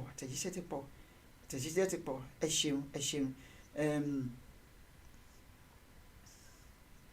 ẹ ṣe gan torí náà ẹ̀yin èèyàn mi tán ò bá jáwọ́ nínú ẹ̀ tí wọn ò bá jáwọ́ ọjọ́ kan ń bọ̀ tí màá ṣí ìwé ìrántí kàn wọ́n màá dárúkọ wọn léní tere èjì tere ení tere èjì tere ojú ọ̀run tẹ́yẹ fò láì fara kanra glory wo ni wọ́n fẹ́ gbà ẹ jọ̀ọ́ èèyàn gbé petition lẹ̀ ṣẹ́yìn lẹ gbé petition kalẹ̀ ni wọ́n ní ká ẹ wá jẹbọ ẹ lọ́jọ́ wọnú ṣòwò náà ní ká ẹ mú wá ẹ jọ̀ọ́ ṣọ́ ní ká ẹ mú owó wá ni ẹ sign petition kíran Yorùbá ó lọ ìbẹ̀rẹ̀ òkè ń ṣoníṣẹ́ ẹ̀dá tó bá forí tì í dópin òun nìkan la máa gbàlà. Kí ló dé tẹ̀yin ò ṣe forí tì í dópin kẹ́ ẹ fi bàjẹ́ lẹ̀ kẹ́ ẹ fi ọ̀tẹ̀ lẹ̀ kẹ́ ẹ gbájúmọ́ bí tí wọ́n kẹ́ ẹ rọ́gbà yín náà. Èyí tẹ́ ẹ ti ṣe kò sáṣeyọrí ń bẹ̀ yes ẹ tẹ̀síwájú ẹgbẹ́ ìgbésẹ̀ míì. Ṣọ̀ràn ọ̀yàn ni ẹ gbọ́dọ̀ darapọ̀ kẹ́ ẹ mọ nǹkan tí wọ́n ń ṣe ni. Bẹ́ẹ̀ ṣe ọdún 10 tẹ́ ẹ ti gbé àkáǹtì sílẹ̀ tó ní ká ẹ gbá àkáǹtì kalẹ̀ ìjàṣá lójoojúmọ́ ni. Kíran Yorùbá ó dúró àwọn Biafra ni ẹ mọye millions of dollars tó ti wà nínú àkáǹtì wọn. Ẹ̀rí ibi tí wọ́n ti gbé ìgbésẹ̀ tí wọ́n dé tó bá yẹ pé Ọlọ́run tó tẹ̀ nífẹ̀ẹ́ Yorùbá lẹ́nu ọjọ́ mẹ́ta yìí. Ṣùgbọ́n ẹ̀yin ìjàṣá èmi ni mo mọ̀ ṣe lágbájá ò lè ṣe kíníkan ìjàṣá lójoojúmọ́ fi ṣe yín ni. Tó bá tẹ̀ ń pèèyàn ní àbí fúnra rà ṣé kò yẹ kó pà fún ẹ̀ mọ́. Wọ́n ń pè yín lólè ń gbọ́mọ ẹran jó. Èní tètè jì ọ́fìn ọ̀la tètè jì ọ́fìn tójú ò bá ó yẹ kójú ó ti ọ̀fìn tó jìn sí náà. Ẹ fi tí ń ṣe tí ń ká ẹfẹ ni ẹlẹ́ni lẹ̀ distraction lẹ fẹ́ jẹ́ torí pé kò ń jẹ́ yín ṣáàlẹ̀ ṣàṣẹ léyìí petition tẹ́ ẹ ti ń gbé jáde tẹ́ ẹ ti gbé jáde tó ti fẹ́ tó 10 níbo làwọn ọmọ Yorùbá sign ẹ̀dẹ́ o ìtó pọ̀ jù nínú ẹ̀ ààrẹ lè tó wọ 30,000 ẹ̀wẹ̀ lè tó ti lọ sí millions táwọn ọmọ Yorùbá ti sign. Ọ̀tọ̀lẹ́ kọ́kọ́ jà wípé wọ́n gbé fígọ̀ kúrò lórí website ẹjà yẹn títí ẹ̀rí yẹn jà. Ìgbà tó tún yá ẹni wọn ò sọ fún yín kó tó gbé petition lẹ̀ ṣó nílò láti contact yẹn yọ jẹ́ Ọlọ́run. Ẹ̀yin ọmọ Yorùbá kí wọ́n má distract wa jàre distraction lásán ni wọ́n. Ẹ buwọ́lu petition yìí pàápàá jùlọ ẹ̀yin tẹ́ ẹ wà lókè òkun torí tó bá délẹ̀ tán sẹ́yìn náà lẹ máa kọ́kọ́ sọ pé ẹ̀yin ẹ fẹ́ lọ jẹ ẹ fẹ́ lọ dúpò wàláhì ipò ní kàn yín ojú lẹ máa fi rí ètè yín ò bá torí ẹ̀ nígbàgbọ́ nú ẹ̀ nígbàgbọ́ bẹ́ẹ̀ dẹ̀ ṣe nígbàgbọ́ gbogbo àwọn tó sàn pátá ẹ má rò pé gbogbo data yín pátápátá information yín ló ti wà lókè lọ ṣùgbọ́n kò sí ẹ̀dá kan tó lè fojú rí kò sí ẹ̀dá kan tó lè fojú rí ṣùgbọ́n nígbà tó bá tó àsìkò orúkọ yín máa wà gàdàgbà nígbà tá a bá gbalẹ̀ Yorùbá tán tó máa wà ní museum kan wọ́n á engrave ẹ̀ sára ògiri pẹ̀lú gold tí gbogbo àwọn èèyàn tó wà lágbàáyé pátá tó ń bá wá fún tourism nílẹ̀ Yorùbá wọ́n á kọ́kọ́ lọ síbẹ̀ náà jẹ́ kí n wo àwọn tó gbalẹ̀ Yorùbá fáwọn ọmọ Yorùbá orúkọ yín máa wà ń bẹ̀. Bákan náà èèyàn lọ tẹ́lẹ̀ Yorùbá tẹ́ ẹ̀ bá tọwọ́ ọmọ yín bọ́ṣọ orúkọ yín máa wà gàdàgbà ń bẹ̀ wípé àwọn ọlọ́tẹ̀lẹ̀ Yorùbá lélẹ́yìn gbogbo àwọn ìgbésẹ̀ tẹ́ ẹ gbé wọ́n á bẹ̀rẹ̀ sí wọ́n kọ síwájú orúkọ yín wọ́n ti ń bẹ̀rù wọ́n ti ń tọ̀ sí ṣòkòtò ẹ̀rọ onípìwàdà kó tó pẹ́ jù. Torí àríṣe báyìí làríkà àríkà ní bàbá àrègún ìbọn lápá tí ìbọn ò lápá tí kò sẹ́ni tó jẹ́ gbà kan dojú ìbọn kan kí ló wá dé tàdé ajẹ́yìnjẹ yín ò mọ̀ pé dín ro adìyẹ tóró madìẹ wá fòpèrè tẹ́ wá sọ pé ẹyẹ lọ ẹ̀yin òṣìkà ẹ̀dá ẹgbìnrin ọ̀tẹ̀ bá a ṣe ń pàkan nìkan rú ẹ bọ́ lọ́hùn wájú ẹ̀yin kọ́nu ẹ̀yin nu Ọlọ́run nu ẹ bọ́ lọ́hùn wájú àwọn tó ṣe ṣáájú yín ẹ béèrè pé kí ló gbẹ̀yìn wọn àwọn dà lénìí àwọn dà ikú tó máa pa yín wà ní pàkọ́ yín ikú tó máa pa yín ó wà ń pàkọ́ yín ṣe rí ilẹ̀ Yorùbá yìí Ọlọ́run ti lọ́wọ́ sí ìgbà tí ò tí ì tó àsìkò là ń ṣe tá àrọ́nà àbáyọ tá àti ẹ̀mọ bí ẹ̀rìn tá máa gbà ṣùgbọ́n Ọlọ́run ti fi ọ̀nà hàn wá àdúrà tá a kàn máa gbà ní pé kọ́lọ́run bá wa lọ́ra ẹ̀mí àwọn tí wọ́n ń jà takuntakun tọkàntọkàn tí wọn ò ṣiyèméjì tí ò ṣe ìjọba ni wọ́n jà fún nílẹ̀ Yorùbá tẹ́ ẹ bá ń gbàdúrà fún lágbájá ẹ̀ ń gbàdúrà fún tàmẹ̀dù tí ò bá jà fúnlẹ̀ Yorùbá wà láàyè tàláì símọ́bì láìlẹ̀ síláwà èpè ló máa padà já sí fún wọn èpè kẹ́ẹ̀ ni àwọn tẹ́ ń fojú wò wípé kinní kan àdúrà tó yẹ kẹ́ ẹ máa gbà ní pé Ọlọ́run o ẹnikẹ́ni yálà ó gbójú jáde síta àbí kò gbójú síta. èèyàn kéèyàn, ọkùnrin ni, obìnrin ni, arúgbó ni, òyìnkì ni, ọmọdé ni, àgbàlagbà ni, arúgbó ilé ni, ìyálé ilé ni, ìyàwó ilé ni, ọmọ ilẹ̀ Yorùbá ni tàbí ọmọ ẹ̀yìn odi tó nífẹ̀ẹ́ sí òmìnira ilẹ̀ Yorùbá, tó ń jà fitafita fún òmìnira àti ìtúsílẹ̀ ilẹ̀ Yorùbá yìí, kẹ́ wá bẹ̀rẹ̀ sí ní gbàdúrà fún wọn. ẹ̀yin tó jẹ́ pé ìpè náà lẹ́ ń ṣe fáwọn tó ń fi tọkàntọkàn jà fúnlẹ̀ Yorùbá, tẹ́ ẹ bá na ìka kan sí ọmọlàkejì èyí tó kù kọjú sí yín o. bẹ́ẹ̀ ni ogun ló ń ṣi ní mú, èpè kì í ṣi ní pa láyéláyé. á padà sórí yín.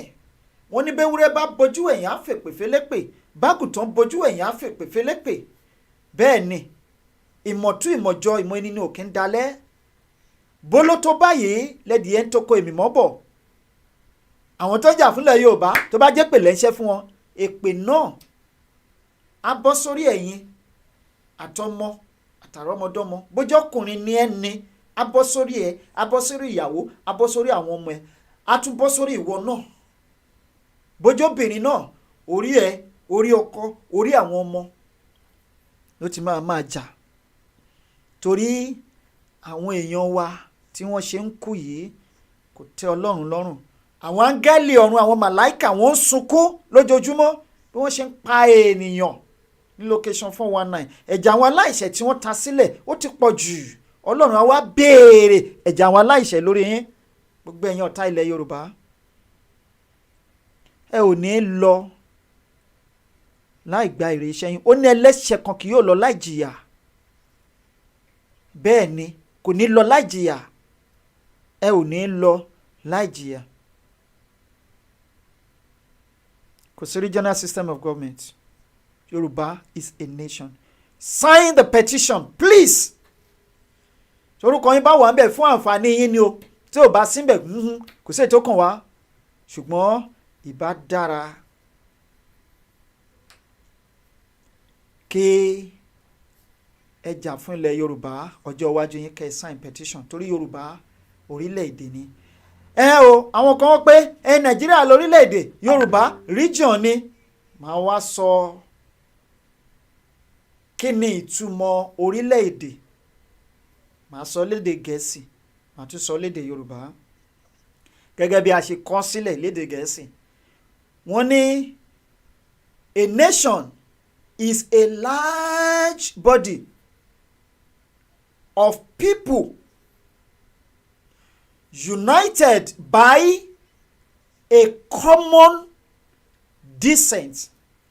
ìyẹn ni pé ìran kan náà, history, culture or language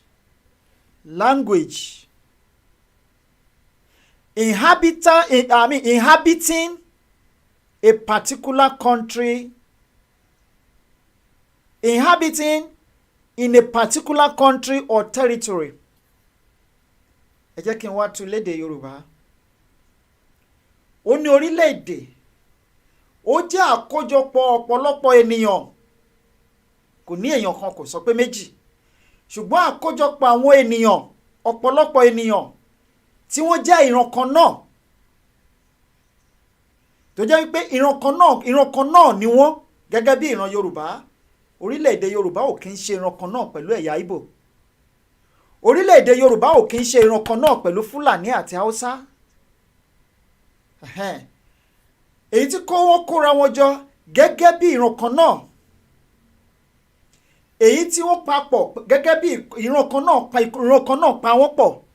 wọ́n ní ìtàn kan náà, wọ́n ní àṣà kan náà, èdè kan náà, tí wọ́n sì ń gbé ní agbègbè kan náà.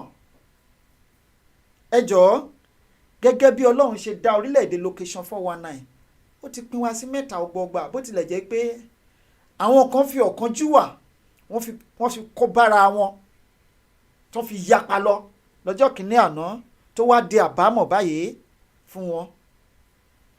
kò ṣe ní ṣáájú ẹkún, àbámọ̀ nígbẹ̀yìn ọ̀rọ̀. àbámọ̀ a má ṣe àṣetán dápọn. kọ́lọ́n bá wa wò ó nínú ọlá ńlá ẹ̀, kó ṣíjú àánú wò wọ́n, kó fún wọn lọ́nà àbáyọ kúrò nínú ìgbèkùn yìí. torí àánú ṣe mí tí Yorùbá bá lọ tán táwọn yóò bá lọ ewu ń bẹ lóko ló ń gẹ́. ẹ wá wò ó lénìí àkójọpọ̀ ọ̀pọ̀lọpọ̀ ènìyàn gẹ́gẹ́ bí ìran Yorùbá tí ìran kan náà pa wọ́n pọ̀ tí wọ́n jẹ́ ìran kan náà. Ìran kan náà ni ìran Yorùbá. Ẹ wo bí Ọlọ́run ṣe ṣù wá pọ̀ pẹ̀lú èdè kan náà lájọ ń sọ. Àwọn Hausa ń sọ èdè tiwọn, Ìgbò ń sọ èdè tiwọn, Yorùbá ní èdè tiwọn tó pa wọ́n pọ̀. Tí wọ́n ní ìtàn kan náà, ìtàn kan ṣoṣo ní gbogbo ìran Yorùbá ní. Àwọn Ìbíní ìbá máa sọ èdè tiwọn o, ìtàn tiwọn o, síbẹ̀síbẹ̀ náà ọ̀ràn mi yanjú. Odùduwà ó sì pa wá pọ̀. Ní Ìṣẹ̀kírì ìran Odùduwà ni wọ́n. Àwọn Wọrí ìran Odùduwà ni wọ́n. Àwọn ọmọ Yorùbá ọmọ aládé ni gbogbo wa. Ṣùgbọ́n a lè sọ ìtàn Yorùbá lénìí ká sọ wọnú ìtàn Hausa tàbí Fúlàní, ó ṣèwọ̀. Kò sí bó ṣe fẹ́ sọ ìtàn kan náà tó máa pa àwa àti ẹ̀yà Ìgbò papọ̀. Eléyìí túmọ̀ sí pé a ò kì í ṣe orílẹ̀-èdè kan náà. Àṣà ó wà nínú ohun tí ó pa orílẹ̀-èdè pọ̀, tí wọ́n pa àwọn èèyàn pọ̀ tí wọ́n pè wọ́n ní orílẹ̀-èdè. Àṣà kan náà ní ìran Yorùbá ní. Láti ìlà oòrùn dé ìwọ̀ oòrùn gúúsù dé àríwá ilẹ̀ Yorùbá. Tẹ́ bá dé orílẹ̀-èdè, tẹ́ bá dé Bìní lénìí, adé ni wọ́n dé ń bẹ̀. Ẹ lọ sí Wọrí, adé ni wọ́n dé. Ìran Ìṣẹ̀kírì adé ni wọ́n dé. Ìpínlẹ̀ Oǹdó adé lọ́ba wọ́n dé. Ìran Oǹdó, ìran Ọ̀yọ́, ìran Ògùn, ìran gbogbo wọn bẹ́ẹ̀ títí tó fi dé Kogi. Àwọn Yorùbá adé ni à ń dé. Ọmọ ìdí rèé tí wọ́n ṣe ń sọ pé ọmọ aládé ni ìran Yorùbá. Ṣùgbọ́n lókè ọya gèlè làwọn ń wé ní tiwọn, àwọn ò kì í dé adé. Ilẹ̀ Ìgbò àwọn náà ní àṣà tiwọn tó yàtọ̀ sí àṣà tiwa gédégédé. Ìtumọ̀ kejì lélẹ̀ pé ìtumọ̀ míì lélẹ̀ pé a ò kì í ṣe orílẹ̀-èdè kan náà. Ẹ wá wo èdè tí gbogbo wa ń sọ. Tẹ́ ẹ bá lọ sí Bìní lẹ́ni bó tiẹ̀ jẹ́ wípé èdè tí wọ́n lọ sí tiwa, ṣùgbọ́n tẹ́ ẹ bá kẹ́tí àwọn èdè kan wà tí wọ́n ń sọ tó farapẹ́ èdè ti Yorùbá. Àgàgà kẹ́ ẹ wá lọ sí Ìṣẹ̀kírì. Àwọn tó wá láti ìpínlẹ̀ Oǹdó tó bá kẹ́tílẹ̀ èdè Ìṣẹ̀kírì pẹ̀lú àwọn ìkálẹ̀ ìlàjẹ àpọ́ì, èdè wọn fẹ́ jọra wọn. Tẹ́ pé kò sí bí wọ́n ṣe máa sọ èdè Ìṣẹ̀kírì tẹ́ ẹ̀ ní gbọ́ láwọn tó wá láti agbègbè yìí. Tó túmọ̀ sí pé èdè kan náà ló pa wá pọ̀, ṣùgbọ́n tó o bá lọ sí ilẹ̀ Hausa tàbí ilẹ̀ Ìgbò o ò lè gbọ́ èdè wọn. Another thing ni wípé ibì kan náà ni gbogbo wa ń gbé tí Elédùà dá wa sí. Ìdí rèé tí Yorùbá fi sọ pé ibi orí bá dáni sí òun là ń gbé. Kí ló tún wá kù tó fi wá sọ wípé ilẹ̀ Yorùbá, ilẹ̀ Nàìjíríà pé orílẹ̀-èdè ni, pé ẹ̀yà lásán ni wá nílẹ̀ Yorùbá. Àwa ò kì í ṣe ẹ̀yà lásán. Orílẹ̀-èdè, a ò dẹ̀ kì í ṣe orílẹ̀-èdè lásán. Orílẹ̀-èdè tí inú Elédùà dùn sí òun ni orílẹ̀-èdè Yorùbá. Níbi àṣà, ìṣe, èdè, ọ̀rọ̀, aṣọ wíwọ̀, ilẹ̀ wa, gbogbo ẹ̀ bẹ́ẹ̀ bẹ́ẹ̀, ìrònú wa, ìhùwàsí wa, ìgbé ayé wa, kóyìnbó tó dé láti ní ìlú. Àwa ò kì í gbé nínú igbó. Wọ́n máa ń pe kinní kan ní òdèko lọ́dọ̀ wa. Wọ́n ní òko anìkànjẹ, ẹlẹ́dẹ̀ ẹ̀gàn ló ń jẹ́ bẹ́ẹ̀, òko anìkànjẹ. Ṣùgbọ́n òdèko ni aṣọ tí wọ́n máa fi ń dẹ́rù ba àwọn ẹran nínú igbó. Ẹlẹ́dẹ̀ ẹ̀gàn kan wà tó yẹ pé òun nìkan ló máa ń dárìn. Òun ni wọ́n pè ní òko anìkànrìn. Àwa ò kì í ṣe bẹ́ẹ̀. Yorùbá ti ní ìlú àti ní city káwọn òyìnbó tó dé. Àwọn kọ́ ni wọ́n kọ́ abọ́n ṣe ń kọ́ ilé papọ̀ tí wọ́n ń gbé láwùjọ. Ṣùgbọ́n àwọn ará bí inú igbó làwọn ń gbé ní tiwọn. Ìgbẹ́ là ń rí kírè. Torí náà ẹ̀yin ọmọ Yorùbá ẹ ronú yín jinlẹ̀. Yorùbá nation is not negotiable. Ẹ̀yin tẹ́ ẹ negotiate Yorùbá nation orí yín ò pé ni o.